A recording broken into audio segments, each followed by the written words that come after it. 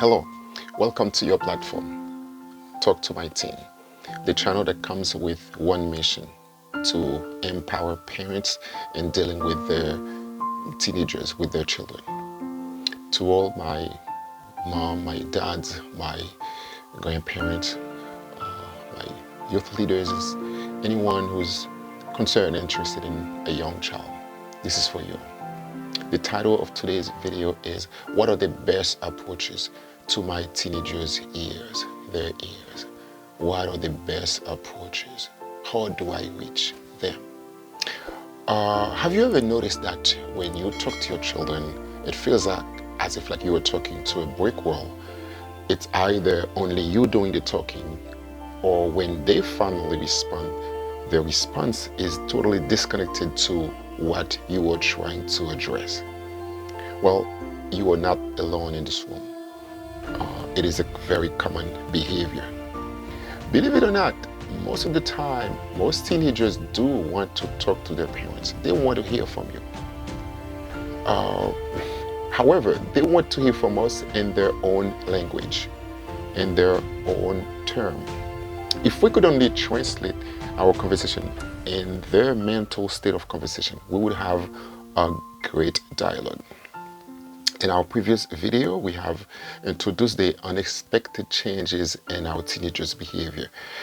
Then we've seen the roots of those changes. In our very last video, we show you how to spot hidden trouble sign in our teenagers' behavior. So today we want to see the best approach to reach their ears. It's getting interesting.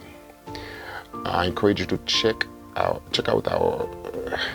all the videos, because we try the best way to create each new video as a continuation of the last video presentation. The series are neatly linked together, so the best way to have access to them all is by subscribing to the channel Talk to My Teen, one word with number 2.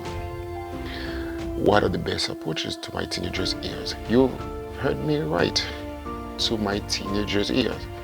It's been widely accepted that humans have 5 traditional senses that are facilitated by 5 biological organs, such as eyes for vision and sight, ears for hearing, nose to smell, our tongue for taste, and our touch for sensation. For the most part, the first 2 organs, eyes and ears, are the most used when it comes to what enters our brain and what enters our heart. And what we do, our expressions, our habits, our behaviors are pretty much a direct product of what's in our brain and what's in our heart. If we all agree with that, then we should ask ourselves, what our teenagers' ears and eyes are fed with? What do they see? What do they hear on a day-to-day basis? When our children are young, most parents do the best they can to keep their children from saying anything that is detrimental to their moral value, to their ethics, such as R-rated movies, such as adult magazines. Likewise, we normally shelter them from listening to curse words, to sexually explicit musics, and so on. However, let us ask ourselves, what do we replace those don'ts with? We are normally good with the don'ts, but not with the do's. Some new moms go as far as listening to Mozart, to Beethoven during their pregnancy, and a way to produce the love of music in their new babies and their babies. Many parents continue to read good books to their young children, hoping that they will grow with the passion for classical literature, good educational stuff.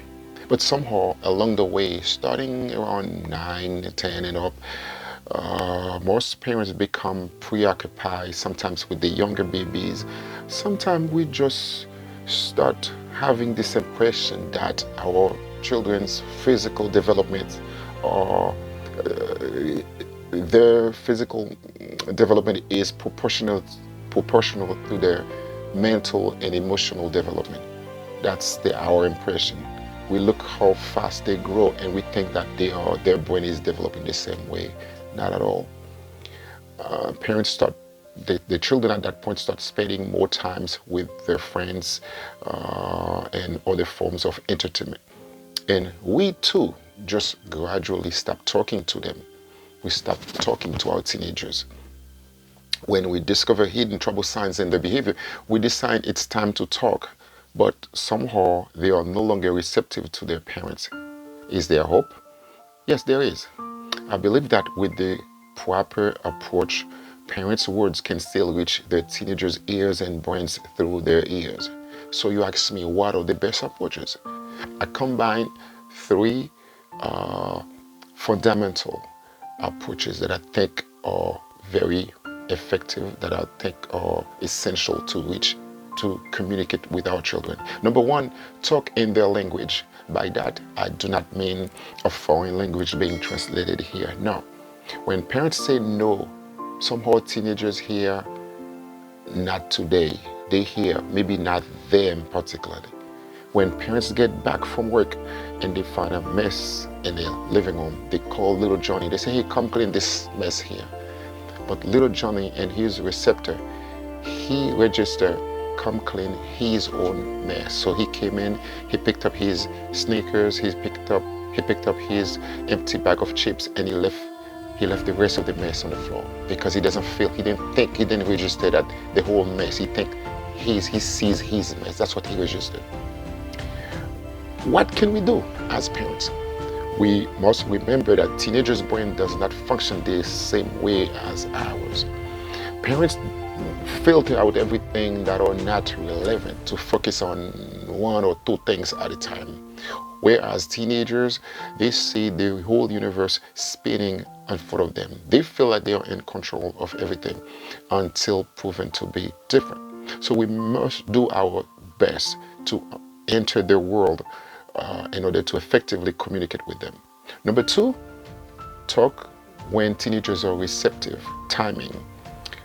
You may have heard that most world leaders and high-level business entrepreneurs, when they want to have a serious conversation, they normally meet during a lavish dinner or at least over tea or coffee. When couples start dating, they meet at a restaurant over delicious food, right?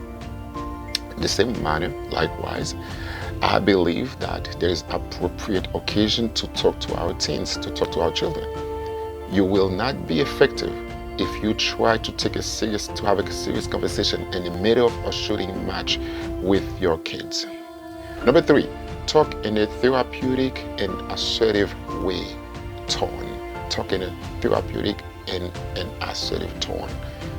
Parents sometimes forget that they are the one with authority in the house over their children.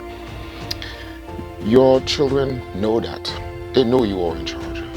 So as parents, my authoritative voice does not have to be a menacing voice.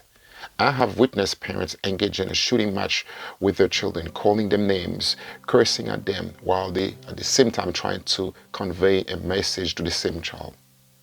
Let me tell you folks, this type of behavior only shut the main circuit breaker of their hearing. Nothing is getting through in such an atmosphere.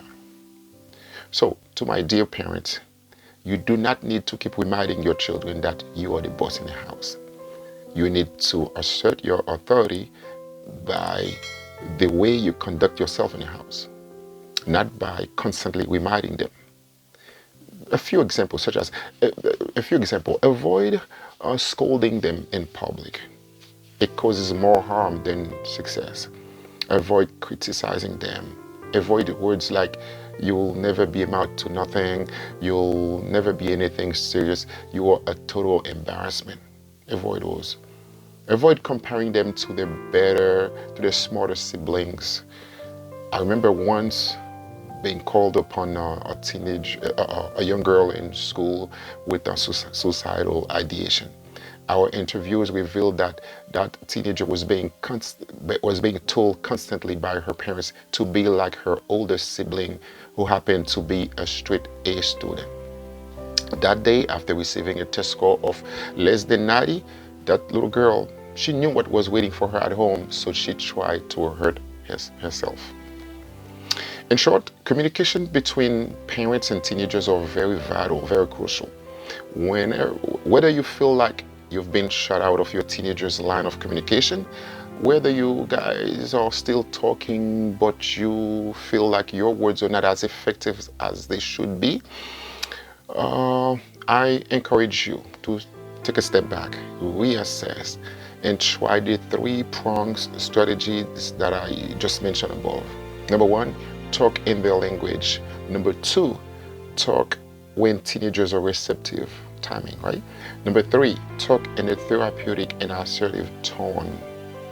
You may have different ideas or supportive ideas to this conversation. Please do not hesitate. Drop a line in the comment section. And subscribe to the channel, Talk to My Teen, with the number 2, one word, so we can continue talking. Until next time, may the God who blessed you with those children continue to bless you and keep you with your family together. May God bless you.